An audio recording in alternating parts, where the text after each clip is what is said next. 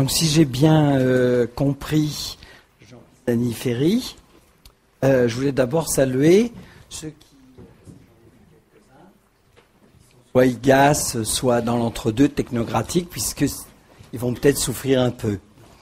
Et tous les autres vont être, j'espère, dans le ravissement. Bon. Alors, oui,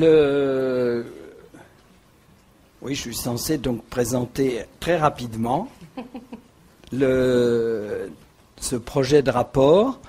En fait, c'est toujours pareil, hein, quand vous le lirez, vous aurez peut-être l'impression qu'il y a une forme de manipulation, parce que ça a l'air en partie assez construit.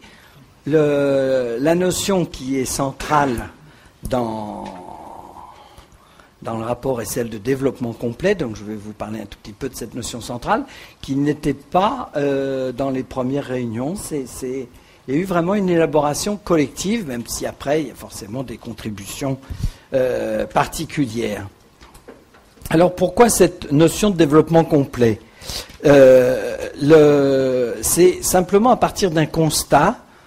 Il y a d'ailleurs un proviseur qui avait, à mon avis, très brillamment commencé pendant la première réunion, et qui a dit la situation, l'essentiel des collégiens et des lycéens, quand ils rentrent au lycée ou au collège, ils sont dans un régime de présent absent. Donc ils sont là, éventuellement assez gentils. Bon, à la fac, hein, dont j'arrive, j'ai les cours, ils étaient aussi ce matin présent absent. C'est pas forcément fatigant pour les profs, hein, la présence-absence. C'est pas nous qui sommes les plus à plaindre. Qu'est-ce que ça veut dire? Ça veut dire, en fin de compte, que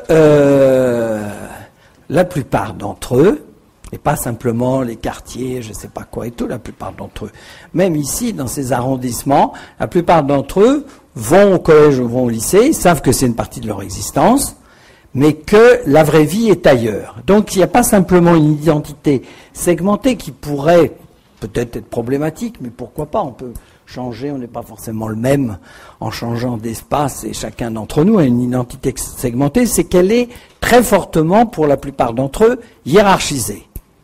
Il y a des choses importantes dans la vie et des choses secondaires qu'on fait parce qu'il faut les faire, généralement en tant qu'enfant de la famille et tout, et donc il y a un clivage et ce sentiment de la vraie vie, c'est-à-dire la leur, hein.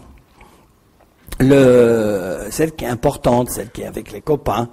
La semaine dernière, je m'excuse parce que c'est hors sujet, mais c'est 0 à 18, mais mes étudiants qui ont 20 ans, on était sur les changements de discussion d'horaire, parce qu'ils estiment qu'il faut quand même qu'eux aussi participent et tout. Et alors, donc, est-ce qu'on terminera à 1h moins le quart ou 1h? On dit, c'est pas possible. Il faut que ça soit absolument 1h moins le quart, parce que la chose importante, pour eux, et je les comprends d'une certaine façon, c'était quand même de déjeuner. Mais pas en 10 minutes entre deux trucs, entre deux sandwichs, là. C'était qu'il faut que ce temps soit respecté, donc au plus tard, vous finissez à 1h moins le quart. C'est non négociable. Et une fois, j'ai passé un film, pour eux, sur lequel on travaillait, que moi j'avais trouvé intéressant, qui était avec Georges Clooney, tout ça. Enfin, je veux dire, c'était pas un truc de vieux, trop. Quoique Clooney vieillit aussi. Eh bien, à 1h moins le quart, ils se sont tous levés. Tous levés avant la fin du film. Bon, j'ai quand même regardé la fin du film, mais ils estimaient que non. Donc ça, c'est quand même un symbole pour moi ils retournaient vers la vraie vie. Ils avaient fait leur temps. Ils avaient pointé et tout. Donc l'idée toute idiote, d'une certaine façon, c'est que ils ont justement le sentiment, non seulement que ce n'est pas eux qui sont forcément à l'école, et que c'est une identité qu'on pourrait appeler secondaire. Donc l'idée de développement complet, c'est d'essayer de réfléchir à ça pour que ça change, non pas que pour qu'ils hiérarchisent à l'inverse. Je ne pense pas forcément que la vraie vie soit à l'université, c'est pas dans ce sens-là.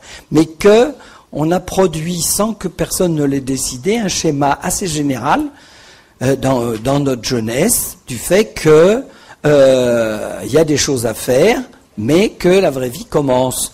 Bon, tout le discours sur la génération Y est construit là-dessus.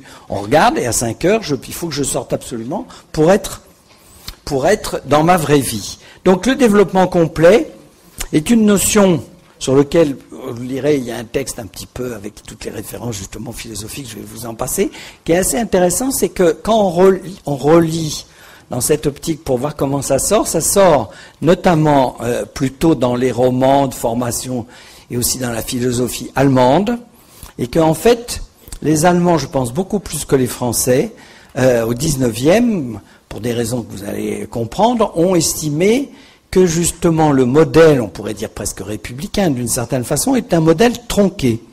Donc c'est pas simplement parce qu'ils sont jeunes et qu'ils sont nuls, qu'ils n'aiment pas l'école, c'est qu'il y a une critique théorique.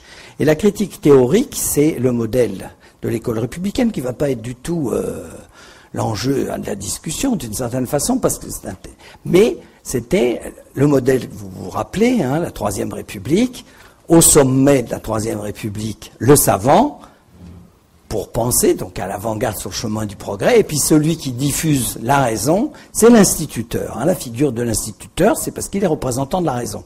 Et le développement complet a été développé contre l'identité tronquée, c'est-à-dire uniquement la raison.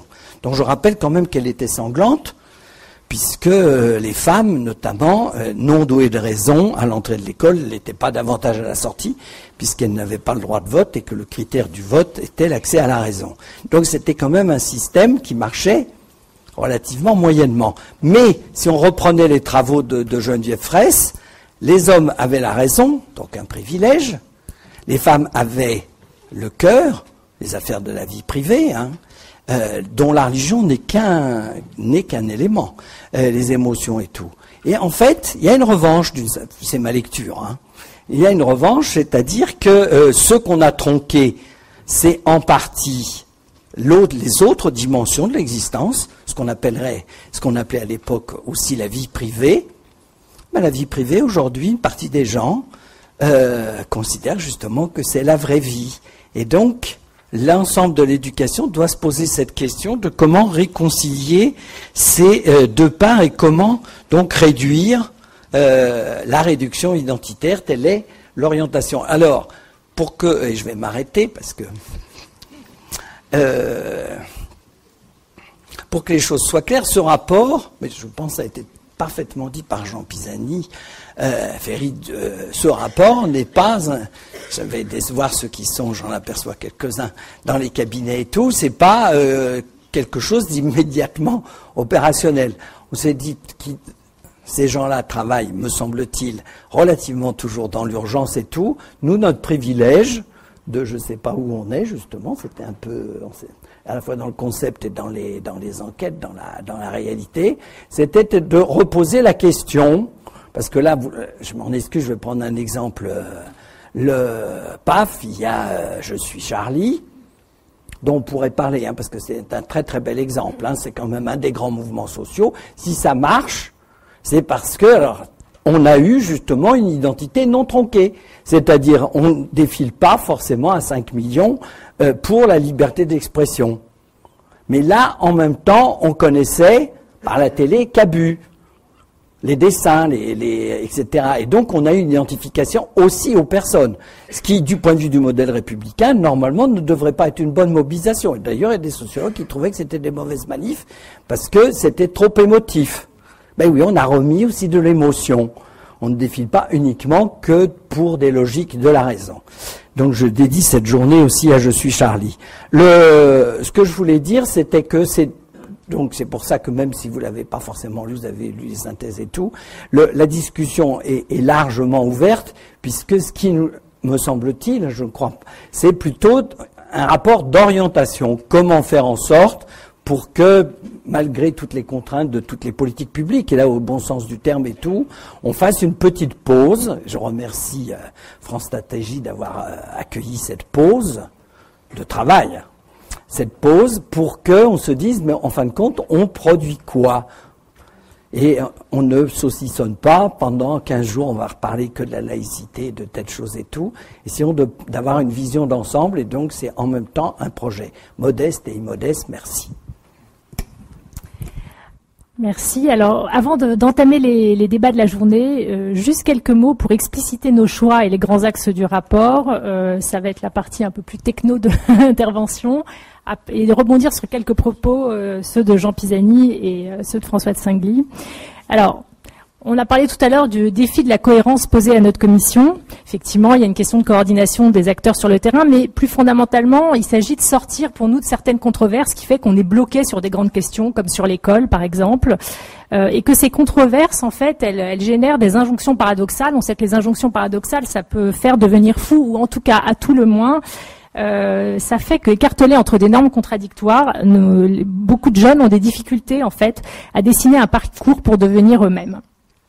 Alors, c'est pourquoi on a décidé, bien qu'on ait été saisi à l'issue d'un plan de lutte contre la pauvreté, notre rapport n'est pas d'abord un rapport sur la pauvreté, mais un rapport qui pense une logique d'ensemble pour toute une génération. Je rappelle qu'on est sur un champ des 0-18 ans. On a pris au sens strict la notion d'enfance et d'adolescence, et que c'est à partir de là cette réflexion qui doit traverser, au travers de notre concept de développement complet d'un individu relationnel, l'ensemble des politiques publiques, qu'on réenvisage la question des inégalités.